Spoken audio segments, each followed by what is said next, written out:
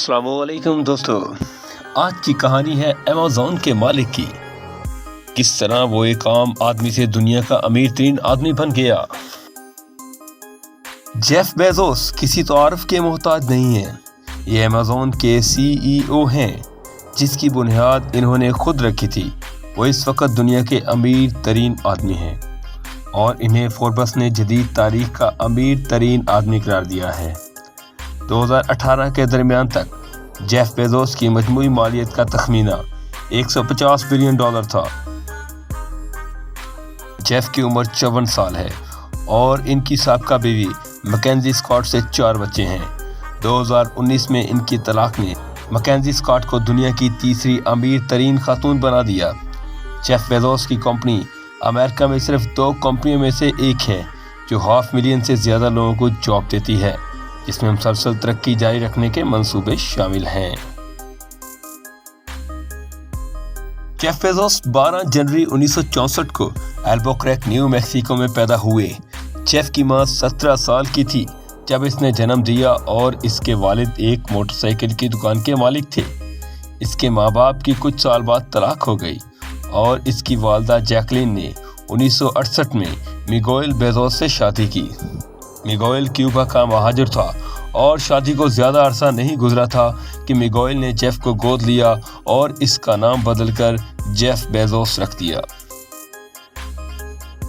خاندان Houston Texas چلا گیا، جہاں وہ فلوریڈا جانے سے پہلے ایلیمنٹری اسکول میں پڑھنے لگا، جہاں سے اس نے ہائی اسکول مکمل کیا۔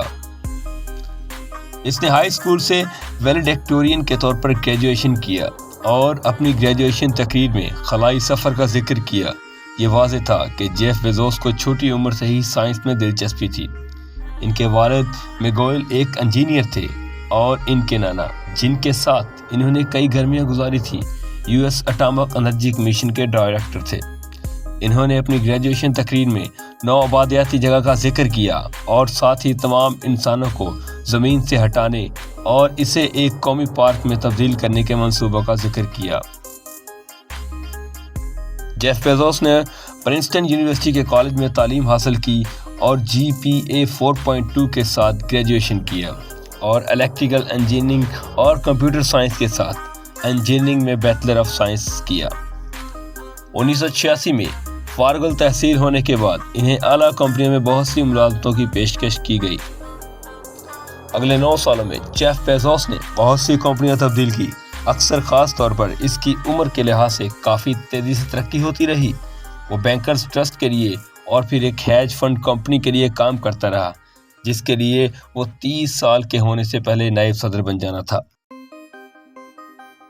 1994 کے آغاز میں جیف بیزوس نے فیصلہ کیا کہ وہ کچھ مختلف کریں گے۔ وہ آن لائن کتابوں کی دکان کھولنا چاہتے تھے۔ ہیج فنڈ کمپنی میں اپنی ملازمت چھوڑ کر اس نے اس کی بنیاد رکھی، جسے پوری دنیا میں ایمیزون کے نام سے جانا جاتا ہے۔ اس نے اس نام کا انتخاب 2 وجوہات کی بنا پر کیا۔ ایک، جنوبی امریکہ میں ایمیزون کے جنگلات کا احترام اور اس کے لیے یہ الف سے شروع ہوتا ہے اور اسے حروف تہجی کا پہلا حرف بناتا ہے۔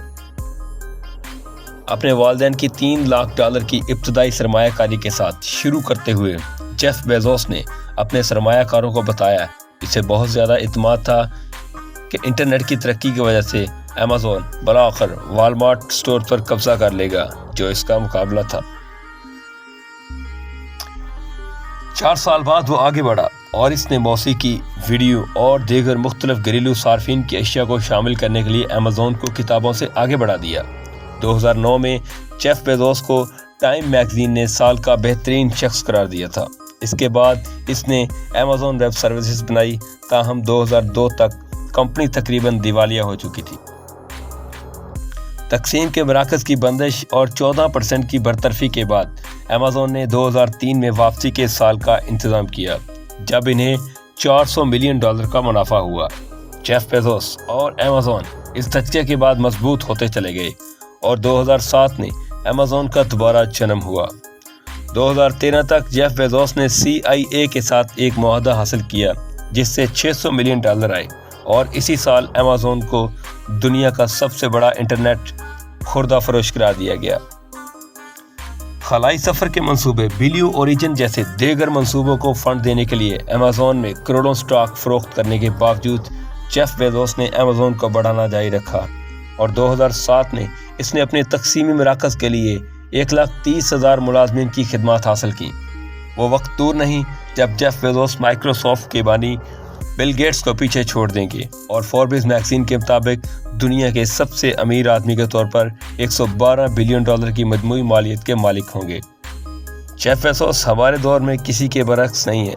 वो एक छोटे से शहर से आया था और निस्बतन आम जिंदगी गुजारता था, लेकिन इसका बड़ा ख्वाब भी था। बहुत से शोबों में अपने रास्ते पर काम करने से इसे ये देखने का मौका मिला कि एक लीडर कैसे काम करता है, लेकिन वो अपने अंदाज पर सच्चे रहे और कुर्राए अर्ज पर किसी भी चीज़ के बरक्स एक ऑनलाइन सल्तनत बनाई।